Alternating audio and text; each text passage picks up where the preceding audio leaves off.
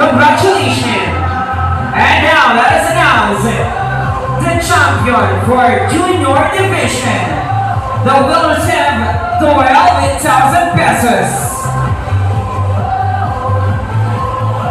Okay, ang aming inanghal na kampiyon para sa ating Junior Division ay walang iba kundi ang Team Mariwasa. Team Mariwasa.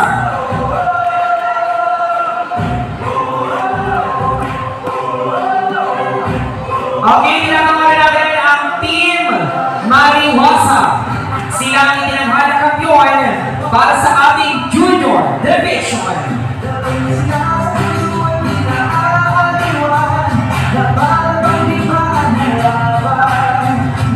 Once again, tinatawag